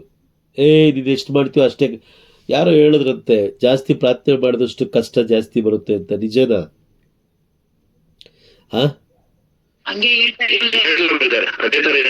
ಅದೇ ತರ ಹೇಳ್ತಾರಲ್ವಾ? ನೀನು ಎಷ್ಟು ಪ್ರಾರ್ಥನೆ ಮಾಡ್ತೀವೋ ಅಷ್ಟು ಕಷ್ಟಗಳು ಬರುತ್ತೆ, ಅದಕ್ಕೆ ಜಾಸ್ತಿ ಪ್ರಾರ್ಥನೆ ಮಾಡಬೇಡ ಅಂತ ಏನ್ ಮಾಡ್ತಾರೆ? ವ್ಯತ್ಯಾಸ ಇಷ್ಟೇ. ಏನ್ ಗೊತ್ತಾ? ಪ್ರಾರ್ಥನೆ ಎಂಬುದು ದೇವರೊಂದಿಗಿರುವಂತ ಒಂದು ಶುದ್ಧ ಸಂಬಂಧ. ಲೋಕದ ಸಂಬಂಧ ಬೇರೆ, ಪರಿಶುದ್ಧವಾದ ಸಂಬಂಧ ಬೇರೆ. ಈ ಪರಿಶುದ್ಧವಾದ ಸಂಬಂಧ ಹೇಗಿರುತ್ತೆ ಅಂತ ಹೇಳಿದ್ರೆ, ದೇವರ ಮುಂದೆ ನಿಂತ್ಕೊಳ್ಬೇಕಾದ್ರೆ ನಾವೆಲ್ಲರೂ ಪರಿಶುದ್ಧರಾಗಿದ್ರೆ ಮಾತ್ರ. ಹಾಗಾಗಿ ಅವರು ತಾವು ಮಾಡಿದ ಪಾಪಗಳು ಅವರನ್ನ ಬಿಟ್ಕೊಡೋದಿಲ್ಲ. ಅದೇನ್ ಮಾಡುತ್ತೆ? ಬ್ಲಾಕ್ ಮಾಡುತ್ತೆ. ಮುಳ್ಳು ಪದೆಗಳಂತೆ ಅವ್ರೇನ್ ಮಾಡುತ್ತೆ? ಬ್ಲಾಕ್ ಮಾಡುತ್ತೆ. ವಾಕ್ಯ ಅದೇ ಹೇಳೋದು. ಕೆಲವರು ವಾಕ್ಯವನ್ನು ಆಲಿಸುತ್ತಾರೆ. ನೋಡಿ, ಆ ವಾಕ್ಯವನ್ನು ಓದ್ಬಿಡೋಣ. ಮಾರ್ಕನ ಬರೆದ ಶುಭ ಸಂದೇಶ 4ನೇ ಅಧ್ಯಾಯ ವಾಕ್ಯ 16 ಹಾಗೂ 17 ಓದಿ. 16, 17, 18 2 ಓದಿ, 3 ಓದಿ. ಇನ್ನು ಕೆಲವರು ದೇವರ ಸಂದೇಶವನ್ನು ಕೇಳಿದ ಕೂಡಲೇ ಅದನ್ನು ಸಂತಸದಿಂದ ಸ್ವೀಕರಿಸುತ್ತಾರೆ. ಆದರೆ ಅವರಲ್ಲಿ ಅದು ಆಳವಾಗಿ ಬೇರೂರದ ಕಾರಣ ಕೊಂಚ ಕಾಲ ಮಾತ್ರ ಉಳಿಯುತ್ತದೆ. ಸಾಕು. ದೇವರ ಸಂದೇಶ ಸಾಕು. ಇಲ್ಲೇನು? ಕೆಲವರು ದೇವರ ಸಂದೇಶವನ್ನು ಕೇಳ್ತಾರೆ. ದೇವರು ಅವ್ರಿಗೆ ಏನು ಮೋಸ ಮಾಡಲಿಲ್ಲ. ಮೊದಲನೇದಾಗಿ 15ನೇ ವಾಕ್ಯ ನೋಡಿದು, ಸೈತಾನ ಬಂದು ತಕ್ಷಣವೇ ಏನ್ ಮಾಡ್ತಾನೆ? ತಕ್ಷಣವೇ ತೆಗೆದುಬಿಡ್ತಾನೆ. ಆದ್ರೆ 2ನೇ ಬಾರಿ ನೋಡಿ, ಅವರ ಸಂದೇಶವನ್ನ ಕೇಳ್ತಾರೆ, ಸಂತಸದಿಂದ ಸ್ವೀಕರಿಸ್ಕೊಳ್ತಾರೆ. ಅವರು ಅದನ್ನ ವಿಶ್ವಾಸ ಇಡದ ಕಾರಣ, ಆ ಒಂದು ವಾಕ್ಯದಲ್ಲಿ ವಿಶ್ವಾಸ ಇಡದ ಕಾರಣ ಅದು ಆಳವಾಗಿ ಬೇರೂರಲಿಲ್ಲ. ಈಗ ವಿಶ್ವಾಸ ಇಟ್ಟಿರ್ತಾನೆ ಅದು ಆಳವಾಗಿ ಬೇರೂರಕ್ಕೆ ಸಾಧ್ಯ. ಹೌದು ಬ್ರದರ್. ಕರೆಕ್ಟಾ? ವಿಶ್ವಾಸಿಸ್ಬೇಕು. ಇವ್ರು ಏನ್ ಮಾಡಿದ್ರು? ಸ್ವೀಕಾರ ಮಾಡ್ಕೊಂಡ್ರು. ಇವರು ದೇವರ ವಾಕ್ಯವನ್ನು ಸ್ವೀಕಾರ ಮಾಡಿಕೊಂಡ್ರು. ಆದರೆ ವಿಶ್ವಾಸ ಇಡದ ಕಾರಣ ಅದು ಆಳವಾಗಿ ಬೇರೂರಲಿಲ್ಲ. ಆಳವಾಗಿ ಬೇರು ಬಿಡದ ಮರ ಬಿದೋಗುತ್ತಾ ಬಲವಾಗಿರುತ್ತಾ? Praise the Lord. ಬಿದೋಗುತ್ತಲ್ಲ, ಬಿದೋಗುತ್ತೆ. ಹಾಗಾಗಿ ಆ ಮರ ಯಾವ ರೀತಿ ಬೇರಿಲ್ಲದೆ ಹೋದ್ರೆ ಬಿದೋಗುತ್ತೋ, ಅದೇ ಥರ ನಾವು ಕೂಡ ವಾಕ್ಯವನ್ನು ಸ್ವೀಕಾರ ಮಾಡಿಕೊಂಡ ಮೇಲೆ ವಿಶ್ವಾಸಿಸದೆ ಹೋದರೆ ನಾವು ಕೂಡ ಬಿದೋಗ್ತೀವಿ. Praise the Lord. ಬಿದೋಗ್ತೀವಿ. ಓಕೆ, ಬಿದ್ದರೆ ಏನಾಗುತ್ತಂತ ಗೊತ್ತಾ? ಇಲ್ಲಿ ಇನ್ನೊಂದು ವಾಕ್ಯ ಸೇರಿಸ್ತೀನಿ. ಬಿದ್ದರೆ ಏನಾಗ್ಬೋದು? ನೀವು ವಾಕ್ಯವನ್ನು ಕೇಳಿಸ್ಕೊಳ್ಬೇಕಾದ್ರೆ ಸೈತಾನ, ಅವನ ದುಷ್ಟ ಕ್ರಿಯೆಗಳು, ಅವನ ದುಷ್ಟ ಆಲೋಚನೆಗಳು, ಎಲ್ಲ ಸೈತಾನನ ಪ್ರತಿಯೊಂದು ದುಷ್ಟ ಕ್ರಿಯೆಗಳು ಏನಾಗುತ್ತೆ? ನಮ್ಮನ್ನು ಬಿಟ್ಟೋಗುತ್ತಾ? ಬ್ರದರ್. ಇದ್ದೀರಾ? ನಿದ್ದೆ ಮಾಡ್ತಾ ಇದ್ದೀರಾ? ಈಗ ದೇವರ ವಾಕ್ಯವನ್ನು ನೀವು ಕೇಳಿಸ್ಕೊಳ್ತಾ ಇದ್ರೆ ಆ ವಾಕ್ಯ ನಿಮ್ಮನ್ನ ಏನ್ ಮಾಡ್ತಾ ಬರುತ್ತೆ? ಶುದ್ಧ ಮಾಡ್ತಾ ಬರುತ್ತೆ ಅಲ್ವಾ? ಶುದ್ಧ ಮಾಡ್ಕೊಂಡು ಬಲಪಡಿಸ್ಕೊಂಡು ಬರ್ತಾ ಇರುತ್ತೆ. ಓಕೆ, ಆಗ ಸೈತಾನನ ಎಲ್ಲಾ ಸ್ವಭಾವಗಳು, ಎಲ್ಲಾ ಗುಣಗಳು ನಿಮ್ಮನ್ನ ಬಿಟ್ಟು ಹೋಗುತ್ತೆ. ಹೌದಾ? 100% ಬಿಟ್ಟು ಹೋಗುತ್ತೆ. ಆಗ ಸೈತಾನ ಬಿಟ್ಟೋಗ್ತಾನೆ ಸೈತಾನ ನಿಮ್ಮನ್ನು ಮತ್ತೆ ನಿಮ್ಮ ಆ ಒಂದು ಜೀವನವನ್ನ ಬಿಟ್ಟೋಗ್ತಾನೆ. ಬಿಟ್ಟು ಹೋದ್ಮೇಲೆ ಓಕೆ ಏನಾಗುತ್ತೆ ನೋಡೋಣ. ಮತ್ತಾಯನು ಬರೆದ ಶುಭ ಸಂದೇಶ 12ನೇ ಅಧ್ಯಾಯ 43ನೇ ವಾಕ್ಯದಿಂದ ಓದ್ತಾ ಬನ್ನಿ. 43ನೇ ವಾಕ್ಯದಿಂದ ಓದ್ತಾ ಬನ್ನಿ. ದೆವ್ವವು ಒಬ್ಬ ಮನುಷ್ಯನನ್ನು ಬಿಟ್ಟು ತೊಲಗಿದ ಮೇಲೆ ನೆಲೆಯನ್ನು ಹುಡುಕುತ್ತಾ ಒಣಗಾಡಿನಲ್ಲಿ ಅಲೆದಾಡುತ್ತದೆ. ಅದಕ್ಕೆ ನೆಲೆ ಸಿಗದಾಗ ಹಿಂದಿರುಗುತ್ತೇನೆ ಎಂದು ಹೇಳಿಕೊಳ್ಳುತ್ತದೆ. ಅದು ಮರಳಿ ಬಂದಾಗ ಮನೆ ಬರಿದಾಗಿರುವುದನ್ನು, ಗುಡಿಸಿರುವುದನ್ನು, ಎಲ್ಲವೂ ಚೊಕ್ಕಟವಾಗಿರುವುದನ್ನು ಕಾಣುತ್ತದೆ. ಪುನಃ ಹೊರಟು ಹೋಗಿ ತನಗಿಂತಲೂ ಕೆಟ್ಟವುಗಳಾದ ಬೇರೆ 7 ದೆವ್ವಗಳನ್ನು ತನ್ನೊಡನೆ ಕರೆದುಕೊಂಡು ಬರುತ್ತದೆ. ಅವು ಆ ಮನುಷ್ಯನ ಒಳಹೊಕ್ಕು ನೆಲೆಸುತ್ತವೆ. ಆಗ ಅವನ ಪರಿಸ್ಥಿತಿ ಪೂರ್ವ ಸ್ಥಿತಿಗಿಂತಲೂ ಅಧೋಗತಿಗಿಳಿಯುತ್ತದೆ. ಈ ದುಷ್ಟ ಪೀಳಿಗೆಗೆ ಸಂಭವಿಸುವ ಗತಿಯು ಅದೇ ಎಂದರು. Praise the Lord. ಈಗೇನಾಯ್ತು? ನೀವು ದೇವರ ವಾಕ್ಯವನ್ನ ಕೇಳಿದ್ರಿ, ಅದರಲ್ಲಿ ವಿಶ್ವಾಸ ಇಡ್ಲಿಲ್ಲ, ಕೇಳಿಸ್ಕೊಂಡ್ರಿ. ಕೇಳಿಸ್ಕೊಳ್ಬೇಕಾದ್ರೆ ಸೈತಾನ ಅಲ್ಲಿ ಇರೋಕ್ಕಾಗ್ಲಿಲ್ಲ, ಬಿಟ್ಟು ಓಡೋದ. ಸೈತಾನನ ಸ್ವಭಾವಗಳು ಬಿಟ್ಟು ಓಡೋಯ್ತು. ನೋಡಿ, ಕೆಲವು ಜನ ಮದ್ಯಪಾನ ಮಾಡ್ತಾರೆ, ಕೆಲವು ಜನ ಧೂಮಪಾನ ಮಾಡ್ತಾರೆ, ಇನ್ನು ಬೇರೆ ಬೇರೆ ಕೆಟ್ಟ ಕೆಟ್ಟ ಚಟಗಳಲ್ಲಿರ್ತಾರೆ. ಅವರು ದೇವರ ವಾಕ್ಯವನ್ನು ಕೇಳಿಸಿಕೊಳ್ಳುವಾಗಲೇ ಅವರಿಗೆ ಒಂದು ಮನವರಿಕೆ ಆಗುತ್ತೆ, ನಾವು ಇದನ್ನು ಮಾಡಬಾರ್ದು ಎಂದು ನಿರ್ಧಾರ ತಗೊಂಡಿದ ತಕ್ಷಣ ಸೈತಾನ ಏನು ಮಾಡ್ತಾನೆ? ಅಲ್ಲಿ ಸೈತಾನಿಗೆ ಜಾಗ ಇರೋದಿಲ್ಲ. ಅವನೇನು ಮಾಡ್ತಾನೆ? ಬಿಟ್ಟು ಓಡೋಗ್ತಾನೆ. ಹೌದಾ? ಬಿಟ್ಟು ಓಡೋದ ಮೇಲೆ ಆ ವಾಕ್ಯವನ್ನ ವಿಶ್ವಾಸಿಸದ ಕಾರಣ ಅವನು ಮತ್ತೆ ಬರ್ತಾನೆ, ಬಂದು ನೋಡ್ತಾನೆ. ಅಲ್ಲಿ ಮತ್ತೆ ಬಂದು ನೋಡ್ತಾನೆ, ಓ ಇದು ಸ್ಟ್ರಾಂಗ್ ಆಗಿದೆಯಾ ಇಲ್ವಾ ನೋಡ್ತಾನೆ. ಎಲ್ಲ ನೋಡಿದ್ಮೇಲೆ ಅವನೇನು ಮಾಡ್ತಾನೆ? ಅವನಿಗೆ ಗೊತ್ತಾಗೋಯ್ತು, ಇದ್ಯಾವುದೋ ಕೊರವ ಮೀನಿದು, ಈ ಕಡೆನೂ ಜಾರುತ್ತೆ ಆ ಕಡೆನೂ ಜಾರುತ್ತೆ, ಹಿಡಿಯೋಕ್ಕಾಗಲ್ಲ ಅಲ್ವಾ? ಹೌದು ತಾನೆ? ಆಗ್ತಾ ಇದೆ. ಈಗ ಯಾರೋ ಒಬ್ರು ಬ್ರದರ್ ಹತ್ರ ಹೋಗಿ ಬ್ಲೆಸ್ಸಿಂಗ್ ತಗೊಳ್ಳೋದು, ಬ್ರದರ್ ನಮಗೂ ಸ್ವಲ್ಪ ಬ್ಲೆಸ್ ಮಾಡಿ, ಆಮೇಲೆ ಮತ್ತೆ ಬರೋದು ಪರಮಪ್ರಸಾದ ತಗೊಳ್ಳೋದು, ಮತ್ತೆ ಹೋಗೋದು ಯಾಜಕರ ಬಳಿಗೆ ಹೋಗೋದು, ಫಾದರ್ ನಮಗೂ ಸ್ವಲ್ಪ ಬ್ಲೆಸ್ ಮಾಡಿ, ಮತ್ತೆ ಯಾರ ಸಿಸ್ಟರ್ ಬಂದ್ರೆ ಆ ಸಿಸ್ಟರ್ ನಮ್ಮನ್ನು ಬ್ಲೆಸ್ ಮಾಡಿ, ಮತ್ತೆ ಇನ್ನು ಯಾರಾದರೂ ಬೋಧಕರು ಬಂದ್ರೆ ಆ ಬೋಧಕರ ಹತ್ರ ಓಡೋಗೋದು. ಇದ್ಯಾವುದಿದು? ಕೊರವಬಿದು ಜಾರ್ತಾ ಇರುತ್ತೆ, ಈ ಕಡೆಯಿಂದ ಆ ಕಡೆಗೆ, ಆ ಕಡೆಯಿಂದ ಈ ಕಡೆಗೆ ಅಲ್ವಾ? Praise the lord. ಮೊದಲು ನಾವು ಹಿಡಿಬೇಕಾದ್ರೆ, ನಾವು ಮೀನು ಹಿಡಿಬೇಕಾದ್ರೆ ಕೊರವ ಜಾರ್ತಾ ಇತ್ತು. ಬಟ್ ಈಗ ಜಾರುತ್ತೋ ಇಲ್ಲೋ ಗೊತ್ತಿಲ್ಲ, ಅದು ಬದಲಾಗಿದೆ.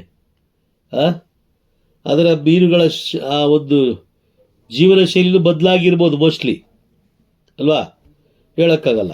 ಇರಲಿ. ಆದರೆ ವಾಕ್ಯಗಳನ್ನು ಆಲಿಸಿದ ಮೇಲೆ ಸ್ವೀಕಾರ ಮಾಡಿದ ತಕ್ಷಣ ಅದರಲ್ಲಿ ವಿಶ್ವಾಸ ಇಡಬೇಕು. ಈಗ ಪ್ರಭು ಯೇಸು ಕ್ರಿಸ್ತರು ನಿಮ್ಮನ್ನು ಪ್ರೀತಿಸ್ತಾರೆ ಅಂತ ಹೇಳಿದಾಗ ಆಮೇನ್ ಅಂತ ಹೇಳಿ ಹೌದೌದು ಯೇಸುವನ್ನು ಪ್ರೀತಿಸ್ತಾರೆ. ಈ ವಿಶ್ವಾಸ ನೀವಿಟ್ರೆ ಆ ವಾಕ್ಯ ನಿಮ್ಮಲ್ಲಿ ಕೆಲಸ ಮಾಡುತ್ತೆ. ಅರ್ಥ ಆಯ್ತಾ? ವಾಕ್ಯ ಕೇಳಿಸ್ಕೊಂಡ್ರಿ, ವಾಕ್ಯ ಸ್ವೀಕಾರ ಮಾಡ್ಕೊಂಡ್ರಿ, ವಿಶ್ವಾಸ ಇಡಕ್ಕಾಗಲಿಲ್ಲ. ಯೇಸು ಸ್ವಾಮಿ ನಿಮ್ಮನ್ನು ಪ್ರೀತಿಸ್ತಾರೆ. ಅಯ್ಯೋ ಏನ್ ಪ್ರೀತಿಸ್ತಾರ, ನಿನ್ನೆ ತಾನೇ ಹಾಸ್ಪಿಟ್ಲ್ಗೆ ಹೋಗಿ ಬಂದೆ. ಅಯ್ಯೋ ಏನ್ ಪ್ರೀತಿಸ್ತಾರೋ, ಮಾಡಕ್ ಕೆಲಸ ಇಲ್ಲ. ಅಯ್ಯೋ ಯೇಸು ಸ್ವಾಮಿ ಎಲ್ಲಿ ಪ್ರೀತಿಸ್ತಾರೆ ನಮಗೆ, ಯಾವಾಗ ನೋಡಿ ಕ್ಯಾಕಸ್ ಉಗೀತದ ನನ್ನನ್ನ. ಅಯ್ಯೋ ಏನ್ ಪ್ರೀತಿಸ್ತಾರ, ಸರಿಯಾಗಿ ತಿನ್ನಕ್ಕೆ ಊಟ ಇಲ್ಲ, ಎದುರುಗಡೆ ಮನೆ ನೋಡು, ಕದ್ಕೊಂಬರ್ತಾನೆ, ಕುಡ್ಕೊಂಬರ್ತಾನೆ, ಹೊಡ್ಕೊಂಬರ್ತಾನೆ, ಏನೇನೋ ಮಾಡ್ಕೊಂಬರ್ತಾನೆ, ಡೈಲಿ ಬಿರಿಯಾನಿ ತಿಂತಾನೆ. ನಾವು ನೋಡು ಸೊಪ್ಪು ಸಾರು. ಅಯ್ಯೋ ಒಂದೊಂದು ಟೈಮಲ್ಲಿ ಅದೂ ಇಲ್ಲ. ಏನು ಯೇಸು ಸ್ವಾಮಿ ಪ್ರೀತಿ ಮಾಡ್ತಾರೆ? ಇದು ವಿಶ್ವಾಸನ? ವಿಶ್ವಾಸ ಅಲ್ಲ ಅದು.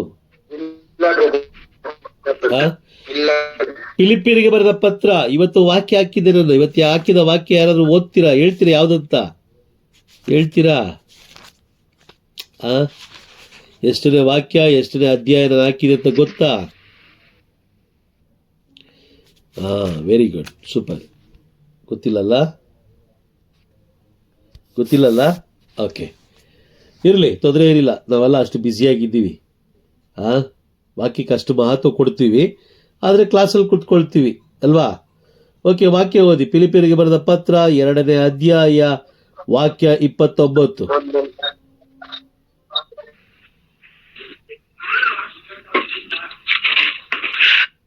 ಪ್ರಭುವಿನ ಹೆಸರಿನಲ್ಲಿ ಹೃದಯದಿಂದ ಸ್ವಾಗತಿಸಿರಿ, ಅಂತವರಿಗೆ ಸೂಕ್ತ ಗೌರವ ಸಲ್ಲಿಸಿರಿ. ಒಂದು ನಿಮಿಷ. ಓಕೆ, 1:29 ನೋಡಿ. ಕ್ರಿಸ್ತ ಯೇಸುವನ್ನು ನೀವು ವಿಶ್ವಾಸಿಸುವುದು ಮಾತ್ರವಲ್ಲ, ಅವರಿಗೋಸ್ಕರ ಸಂಕಷ್ಟಗಳನ್ನು ಅನುಭವಿಸುವ ಸೌಭಾಗ್ಯವು ನಿಮ್ಮದಾಗಿದೆ. ಓಕೆ, ಬೇರೆ ಯಾರಾದ್ರೂ ಓದ್ತೀರಾ? ಇದೇ ವಾಕ್ಯವನ್ನು ಬೇರೆ ಓದ್ತೀರಾ?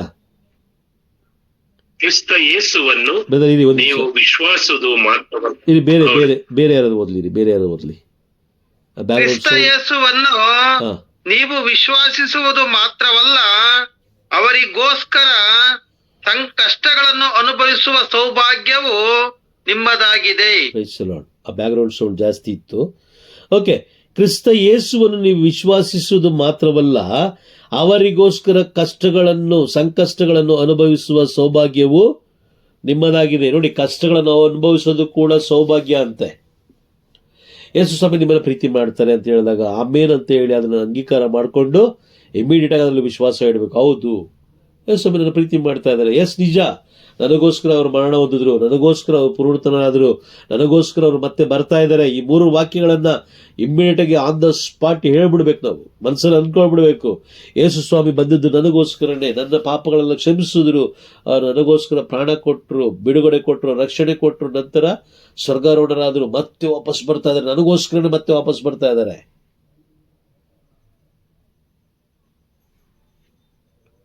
ಇದು ನಮ್ಮ ವಿಶ್ವಾಸ. ಅದು ನಮ್ಮ ವಿಶ್ವಾಸ ಎಲ್ಲಿದೆ?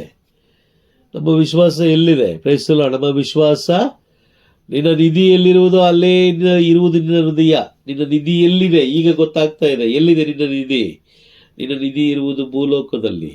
ನಿನ್ನ ನಿಧಿ ಇರುವುದು ನಿನ್ನ ಮನೆಯಲ್ಲಿ. ನಿನ್ನ ನಿಧಿ ಇರುವುದು ನಿನ್ನ ಬ್ಯಾಂಕಲ್ಲಿ. ನಿನ್ನ ನಿಧಿ ಇರುವುದು ಗೋಲ್ಡ್, ಅಂದರೆ ಚಿನ್ನದ ಆಭರಣಗಳಿಂದ ತುಂಬಿದಂತಹ ಆ ಒಂದು ಅಂಗಡಿಯಲ್ಲಿ ನಿನ್ನ ನಿಧಿ ಇಟ್ಟಿದೀಯ. ನಿನ್ನ ಹೃದಯನೂ ಕೂಡ ಅಲ್ಲೇ ಇದೆ. ಮೊದಲು ಹೊರಗಡೆ ಬೇಗ ಬಾ. ಯಾಕೆಂದ್ರೆ ಬೈಬಲಲ್ಲಿ ಬರೆದಿರುವ ಎಲ್ಲ ಪ್ರವಾದನೆಗಳು ನೆರವೇರ್ತಾ ಇದೆ. ಪ್ರತಿಯೊಂದು ಪ್ರವಾದನೆಗಳು ನೆರವೇರ್ತಾ ಇದೆ. ಅತಿ ಶೀಘ್ರದಲ್ಲೇ ಪ್ರಭು ಯೇಸು ಕ್ರಿಸ್ತರು ಬರ್ತಾ ಇದ್ದಾರೆ. ಅದಕ್ಕೆ ಒಂದು ಬಲವಾದ ಸಾಕ್ಷಿ ಏನಂತಂದ್ರೆ, ಈ ತಿಂಗಳು 1 ವಾರದ ಹಿಂದೆ ಇಸ್ರೇಲ್ ದೇಶದಲ್ಲಿ ಬಲಿ ಅರ್ಪಣೆ ಮಾಡಿ ಆಯಿತು. ಅಂದರೆ ಅದನ್ನ ಪರೀಕ್ಷೆ ಮಾಡಿದ್ದಾರೆ, ಯಾವ ರೀತಿ ಬಲಿ ಅರ್ಪಣೆ ಮಾಡೋದು ಅನ್ನೋ ರೀತಿಯಲ್ಲಿ ಒಂದು ಟ್ರಯಲ್ ಮಾಡಿದ್ದಾರೆ. ಒಂದು ಪ್ರಯೋಗ, ಅಂದರೆ ಒಂದು ಪರೀಕ್ಷೆ ಮಾಡಿದ್ದಾರೆ. ಆದಷ್ಟು ಬೇಗ ಅವರು ಬಲಿಯನ್ನು ಅರ್ಪಿಸ್ತಾರೆ. ಬಲಿ ಅರ್ಪಿಸಿದಾಗ ಪ್ರಭು ಯೇಸು ಕ್ರಿಸ್ತರು ಬಂದೇ ಬರ್ತಾರೆ, ಅದಕ್ಕಿಂತ ಮುಂಚಿತವಾಗಿ ಬಂದೇ ಬರ್ತಾರೆ. ಈಗಲೂ ಕೂಡ ನಾವು ಕುಳಿತುಕೊಂಡು ಜನರು ತಿಳಿಸಿದ ಪ್ರಾರ್ಥನೆಗಳನ್ನು ನಾವು ಮಾಡ್ಕೊಂಡಿದ್ದೋ ಅಂತ ಹೇಳಿದ್ರೆ ಖಂಡಿತವಾಗ್ಲೂ ಹೇಳ್ತೀನಿ, ಖಂಡಿತವಾಗ್ಲೂ ನಾವು ದೇವರ ರಾಜ್ಯ ಸೇರೋದಿಲ್ಲ. ಅಯ್ಯೋ ದೇವರೇ, ನನಗೆ ಒಂದು 2 ದಿನ ಟೈಮ್ ಕೊಡಿ, ನನಗೆಲ್ಲ ಕಲ್ತ್ಕೊಂಡ್ಬಿಡ್ತೀನಿ, ಇಡೀ ಬೈಬಲ್ಲೇ ಓದ್ಬಿಡ್ತೀನಿ ಅಂತ ಹೇಳಿದ್ರು ಅಲ್ಲಿ ಅವಕಾಶ ಇಲ್ಲ. ಇದೆಯಾ? ಅವಕಾಶ ಇದೆಯಾ? ಇಲ್ಲ. ಅವಕಾಶ ಕೊಟ್ಟಾಗ ಬಹಳ ಸಿದ್ಧರಾಗಿರಿ, ಅವಕಾಶ ಕೊಟ್ಟಾಗ ಬಹಳ ಜಾಗರೂಕರಾಗಿರಿ, ಅವಕಾಶ ಕೊಟ್ಟಾಗ ಬಹಳ ಗಂಭೀರವಾಗಿ ಸತ್ಯವನ್ನು ಅರಿತುಕೊಳ್ಳಿರಿ. ಸತ್ಯವು ನಿಮಗೆ ಬಿಡುಗಡೆಯನ್ನು ಕೊಡುತ್ತೆ. ಯಾವ ಬಿಡುಗಡೆ? ಬಿಡುಗಡೆ ಅಂದ್ರೆ ಏನು?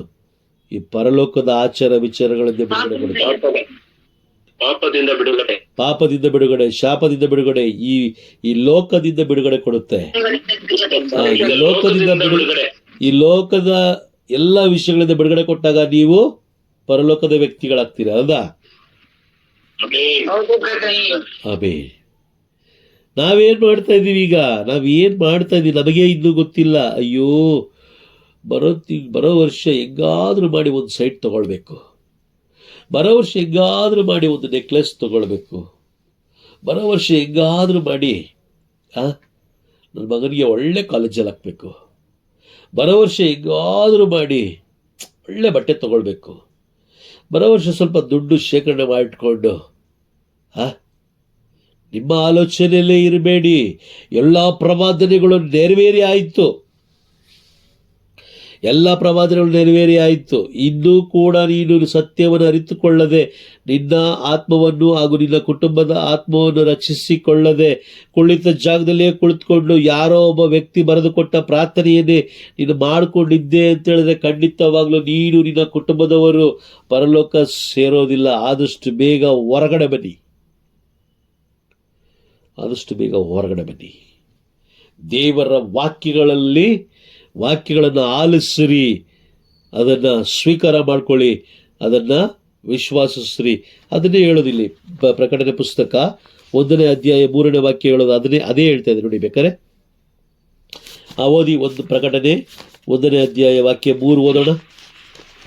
ಈ ಪ್ರವಾದನ ವಾಕ್ಯವನ್ನು ಸಂದೇಶವನ್ನು ಓದುವವನು ಧನ್ಯನು, ಓದಿದ್ದನ್ನು ಕೇಳಿಸಿಕೊಳ್ಳುವವರು ಧನ್ಯರು, ಮತ್ತು ಈ ಪ್ರವಾದನೆ ಲಿಖಿತವಾಗಿರುವುದನ್ನು ಕೈಗೊಂಡು ನಡೆಯುವವರು ಸಹ ಧನ್ಯರು, ಏಕೆಂದರೆ ಕಾಲ ಸನ್ನಿಹಿತವಾಯಿತು. ಓಕೆ, ಮೋತಿ ಸಿಸ್ಟರ್, ಸಹಾಯ ಮೇರಿ ಸಿಸ್ಟರ್, ಇಬ್ರಲ್ಲಿ ಯಾರು ಒಬ್ರು ಓದಿ. ಆ ವಾಕ್ಯವನ್ನು. ಈ ಪ್ರವಾದನ ಸಂದೇಶವನ್ನು ಓದುವವನು ಧನ್ಯನು, ಓದಿದ್ದನ್ನು ಕೇಳಿಸಿಕೊಳ್ಳುವವರು ಧನ್ಯರು, ಮತ್ತು ಪ್ರವಾದನೆಯಲ್ಲಿ ಲಿಖಿತವಾಗಿರುವುದನ್ನು ಕೈಗೊಂಡು ನಡೆಯುವವರು ಸಹ ಧನ್ಯರು, ಏಕೆಂದರೆ ಸನ್ನಿಹಿತವಾಯಿತು. ಇಲ್ಲಿ ಓದುವವರು ಕೂಡ. ಈಗ ಓದಿದ್ರೆ ತಾನೇ ನೀವು ಕೇಳಿಸ್ಕೊಳ್ಳಕ್ ಸಾಧ್ಯ. ನೀವು ಓದಿದ್ರೆ, ಯಾರೋ ಒಬ್ರು ಓದಿದ್ರೆ ತಾನೇ ಕೇಳಿಸ್ಕೊಳ್ಳಕ್ ಸಾಧ್ಯ. ಓದುವವರು ಧನ್ಯರು, ಕೇಳಿಸಿಕೊಳ್ಳುವವರು ಧನ್ಯರು, ಕೇಳಿಸಿಕೊಂಡ ಮೇಲೆ ಅದರಲ್ಲಿ ವಿಶ್ವಾಸ ಇಟ್ಟು ಜೀವಿಸುವವರು ಕೂಡ ಧನ್ಯರು. ಧನ್ಯರು ಎಂಬ ಪದದ ಅರ್ಥ ಏನು? ಧನ್ಯರು ಅಂದ್ರೆ ಅವರು ಪರಲೋಕಕ್ಕೆ ಸೇರಿದವರು, ಪರಲೋಕಕ್ಕೆ ಬಾಧ್ಯಸ್ಥರು.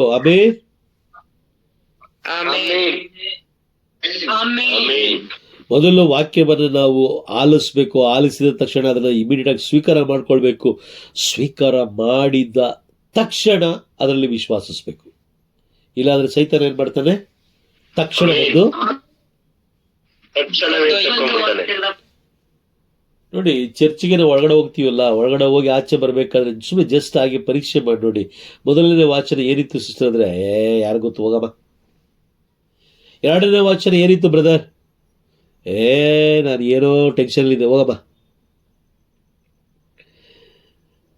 ಓಕೆ, ಯಾರಾದರೂ ದೊಡ್ಡ ವ್ಯಕ್ತಿಗಳ ಕರೆದು, ಅಣ್ಣ ಇವತ್ತು ಶುಭ ಸಂದೇಶ ಏನಿತ್ತು ಅಂತ ಹೇಳಿದ್ರೆ, ಅದೇನೋ ಓದಿದ್ರು, ಬೈಕಲ್ಲಿ ಏನೋ ಕೇಳಿಸ್ಲಿಲ್ಲಪ್ಪ, ಏನೋ ಹೇಳ್ತಾ ಇದ್ರು ಅಲ್ವಾ, ಏನೋ ಹೇಳ್ತಾ ಇದ್ಲು. ಕಾರಣ ಏನು ಗೊತ್ತಾ? ಇದಕ್ಕೆಲ್ಲ ಬಲವಾದ ಕಾರಣ ಏನು ಗೊತ್ತಾ? ಸಿದ್ಧತೆ ಇಲ್ಲ. ಸಿದ್ಧತೆ ಇಲ್ಲ. ನಾವು ಹೋಗಿ ವಾಕ್ಯಗಳನ್ನು ಕೇಳಿಸ್ಕೊಳ್ಬೇಕು ಅಥವಾ ವಾಕ್ಯಗಳನ್ನು ಓದಬೇಕು, ಆ ವಾಕ್ಯಗಳನ್ನು ಕೇಳಿಸ್ಕೊಂಡು ಅದನ್ನು ಸ್ವೀಕಾರ ಮಾಡಿಕೊಂಡು ಅದರಂತೆ ನಡಿಬೇಕೆಂಬ ಸಿದ್ಧತೆ ಇಲ್ಲ. ಚರ್ಚಿಗೆ ಹೊರಡಬೇಕಾದ್ರೆ ಭಾನುವಾರ ಬೆಳಗ್ಗೆ ಎದ್ದ ತಕ್ಷಣವೇ ಒಂದು ಹೆಂಡತಿ ಸ್ಟಾರ್ಟ್ ಮಾಡ್ತಾಳೆ, ಇಲ್ಲಾಂದ್ರೆ ಗಂಡ ಸ್ಟಾರ್ಟ್ ಮಾಡ್ತಾನೆ. ಹೋಗಿ ಬಂದಿದ ತಕ್ಷಣ ಇದು ಮಾಡಬೇಕು, ಅದು ಮಾಡಬೇಕು, ಅಲ್ಲೋಗ್ಬೇಕು, ಇಲ್ಲೋಗ್ಬೇಕು, ಹಂಗೆ ಮಾಡಬೇಕು, ಹಿಂಗೆ ಮಾಡಬೇಕು, ಲಬ ಲಬ ಲಬ ಲಬ ಲಬ ಲಬ ಲಬ ಅನ್ಕೊಂಡು ಚರ್ಚ್ ಬಾಗಿಲ ತನಕ ಇಬ್ಬರು ಯಾರಾದರೂ ಒಬ್ರು ಇರ್ತಾರೆ. ಒಂದು ಗಂಡ ಇಲ್ಲಾಂದ್ರೆ ಹೆಂಡತಿ ಯಾರಾದರೂ ಒಬ್ರು ಇರ್ತಾರೆ. ನಿಜನಾ? ನಿಜ ಬ್ರದರ್. ಪ್ರೈಸ್ ಅಲ್ಲ. ನಿಜ ಬ್ರದರ್. ಲಬ ಲಬ ಲಬ ಲಬ ಲಬ, ಅದು ಮಾಡಬೇಕು, ಇದು ಮಾಡಬೇಕು, ಅಲ್ಲೋಗ್ಬೇಕು, ಇಲ್ಲೋಗ್ಬೇಕು, ಅದು ತಗೊಂಬರ್ಬೇಕು, ಇದು ತಗೊಂಬರ್ಬೇಕು, ಬಾವು ಬಾವು ಬಾವು ಬಾವು. ಈ ಡಾಬರ್ ಬಂದು ನಾಯಿ ಕೂಗುತ್ತಲ್ಲ, ಹಂಗೆ ಕೂತ್ಕೊಂಡು ಹೋಗ್ತೀವಿ. ಆಚೆನೂ ಹಂಗೆ ಬರ್ತೀವಿ. ಆಚೆ ಬಂದಮೇಲೆ ಮನೇಲೂ ಕೂಡ ಡಾಬರ್ ಮೇಲೆ ನಾಯಿ ಥರನೇ ವಾರ ಪೂರ್ತಿ ಬೊಗಳ್ಕೊಂಡು ಕೂತ್ಕೊತೀವಿ. ಯಾರು ಕಂಡ್ರು ಬೊಗಳ್ತಾರದೇ. ಆಗ ಪರೀಕ್ಷೆ ಮಾಡಿ ನೋಡಿಬೇಕಾರೆ ನಾವು ಬೊಗಳ್ಲಿಕ್ಕೆ ಕಾರಣ ನಾವೇ, ಬೇರೆ ಇನ್ಯಾರೂ ಅಲ್ಲ. ಯಾಕೆ? ನಾವು ಸಿದ್ಧತೆ ಮಾಡಿಕೊಂಡು ದೇವರ ವಾಕ್ಯವನ್ನು ಸ್ವೀಕಾರ ಮಾಡಲಿಲ್ಲ. ಆ ದಿನ ಯಾವತ್ತು ನಾವು ಪ್ರತಿ ವಾರ ದೇವರ ನಮ್ಮೊಂದಿಗೆ ಮಾತನಾಡಲಿಕ್ಕೆ ಕಾದು ಕುಳಿತಿರ್ತಾರೆ, ಆದರೆ ನಾವೇ ಸಿದ್ಧರಾಗಿರಲ್ಲ. ನಾವೇ ಸಿದ್ಧರಾಗಿರಲ್ಲ. ಅರ್ಥ ಆಗ್ತಾ ಇದೆಯಾ ನಿಮಗೆ? ಅರ್ಥ ಆಗ್ತಿದೆಯಾ? ಬ್ರದರ್. ಯಾವ ವ್ಯಕ್ತಿ ದೇವರ ವಾಕ್ಯವನ್ನ ಕೇಳಿಸ್ಕೊಳ್ಳೋದಿಲ್ವೋ ಅವನು ಧನ್ಯನಲ್ಲ. ಯಾವ ವ್ಯಕ್ತಿ ದೇವರ ವಾಕ್ಯವನ್ನು ಓದೋದಿಲ್ವೋ ಅವನು ಧನ್ಯನಲ್ಲ. ಯಾವ ವ್ಯಕ್ತಿ ದೇವರ ವಾಕ್ಯದಲ್ಲಿ ವಿಶ್ವಾಸ ಇಡೋದಿಲ್ವೋ ಅವನು ಧನ್ಯನಲ್ಲ. ಅವನು ಪರಲೋಕದ ವ್ಯಕ್ತಿ ಆಗ್ಲಿಕ್ಕೆ ಸಾಧ್ಯನೇ ಇಲ್ಲ. ಯಾವ ವ್ಯಕ್ತಿ ಪರಲೋಕದ ವ್ಯಕ್ತಿಯಾಗಿ ಮಾರ್ಪಡ್ತಾನೋ ಅವನಲ್ಲಿ ಶಾಂತಿ, ಸಮಾಧಾನ, ನೆಮ್ಮದಿ ಅಡಗಿರುತ್ತೆ. ಯಾವ ವ್ಯಕ್ತಿ ಅದನ್ನು ತಿರಸ್ಕಾರ ಮಾಡಿ ಲೋಕದ ವ್ಯಕ್ತಿ ಆಗಿರ್ತಾನೋ ಅವನಲ್ಲಿ ಆಸೆ, ಅತಿಯಾಸೆ, ದುರಾಸೆ, ಕೋಪ, ಕೆಟ್ಟತನ, ಕೆಟ್ಟ ಕೆಟ್ಟ ಮಾತುಗಳು, ಕೆಟ್ಟ ಕೆಟ್ಟ ಆಲೋಚನೆಗಳು, ಕೆಟ್ಟ ನಡತೆಗಳು, ಬಾಯಿ ಕಂಟ್ರೋಲ್ ಇರೋದಿಲ್ಲ, ಕಣ್ಣು ಕಂಟ್ರೋಲ್ ಇರೋದಿಲ್ಲ, ಹೊಟ್ಟೆ ಕಂಟ್ರೋಲ್ ಇರೋದಿಲ್ಲ. ಕೊನೆಗೆ ಕುಟುಂಬದಲ್ಲಿ ನಾಯಿ ಬೊಗಳುತ್ತೋ ಇಲ್ಲೋ ಗೊತ್ತಿಲ್ಲ, ಗಂಡ ಹೆಂಡತಿ ಬೊಗಳ್ಕೊಂಡಿರ್ತಾರೆ, ಇಲ್ಲಾಂದ್ರೆ ಮಕ್ಕಳು ಬೊಗಳ್ತಾನೇ ಇರ್ತಾರೆ. ಬೌ ಬೌ ಬೌ ಬೌ ಬೌ ಬೌ ಬೌ. Praise the lord. ಹಾಗಾಗಿ ಬಹಳ ಎಚ್ಚರಿಕೆಯಾಗಿರೋಣ. ಎಲ್ಲ ಪ್ರವಾದನೆಗಳು ನೆರವೇರ್ತಾ ಇದೆ. ಪ್ರತಿದಿನ ದಿನಕ್ಕೆ 2 ವಾಕ್ಯಗಳನ್ನು ಓದ್ರಿ. ಮನೆಯಲ್ಲಿ ಜೋರಾಗಿ ಓದ್ರಿ, ಸ್ವರವೆತ್ತಿ ಓದ್ರಿ. ಯಾಕಂದ್ರೆ ಎಲ್ಲರೂ ಕೇಳಿಸ್ಕೊಳ್ಬೇಕು. ನೀವು ಹಾಲಲ್ಲಿ ವಾಕ್ಯ ಓದಬೇಕಾದ್ರೆ ಗಂಡ ಡ್ಯೂಟಿಗೆ ಹೋಗ್ತಾರೆ, ಅಲ್ಲಿ ವಾಕ್ಯ ಓದ್ತಾರೆ. ವಾಕ್ಯ ಜೋರಾಗಿ ಓದಿ. ಕಿಚನಲ್ಲಿ ಕೆಲಸ ಮಾಡುವ ಹೆಂಡತಿಗೆ ಕೇಳಿಸ್ಬೇಕು, ಬಸ್ನಲ್ಲಿ ಸ್ನಾನ ಮಾಡುವ ಮಗನಿಗೆ ಕೇಳಿಸ್ಬೇಕು. ಆ ಮಟ್ಟಿಗೆ ಜೋರಾಗಿ ಓದ್ರಿ. ಓಕೆ. ಅದಾದಮೇಲೆ ಮಗ ಕಾಲೇಜ್ಗೆ ಹೋಗ್ತಾನೆ, ಕಾಲೇಜ್ಗೆ ಹೋಗ್ಬೇಕಾದ್ರೆ ಮಗನೂ ಕೂಡ ಜೋರಾಗಿ ಓದಬೇಕು. ಅಮ್ಮ ಎಲ್ಲಿರ್ತಾಳೆ? ಕಿಚನಲ್ಲಿರ್ತಾಳೆ. ತಮ್ಮ ಎಲ್ಲಿರ್ತಾನೆ? ಎಲ್ಲೋ ಒಂದು ಕಡೆ ಇರ್ತಾನೆ, ಅವ್ರಿಗೂ ಕೂಡ ಕೇಳಿಸ್ಕೋಬೇಕು. ಇಲ್ವಾ ಪಕ್ಕದ ಮನೆಯವ್ರಿಗೆ ಕೇಳಿಸ್ಕೊಳ್ಬೇಕು. ಅಷ್ಟು ಜೋರಾಗಿ ಓದಿ. ವಾಕ್ಯ ಓದುವವನು ಧನ್ಯನು, ಆಲಿಸುವವನು ಧನ್ಯನು, ಅದರಂತೆ ನಡೆಯುವವನು ಕೂಡ ಧನ್ಯನು. ಆಮೇಲೆ ಅರ್ಥ ಆಯ್ತಾ? ಅರ್ಥ ಆಯ್ತಾ? Praise the lord. ವಾಕ್ಯ ಸ್ವರವೆತ್ತಿ ಓದಿ ಇವತ್ತಿಂದ. ಆಮೇಲೆ ದೇವರ ನಾಮಕ್ಕೆ ಮಹಿಮೆ ಉಂಟಾಗಲಿ. ಆಮೇಲೆ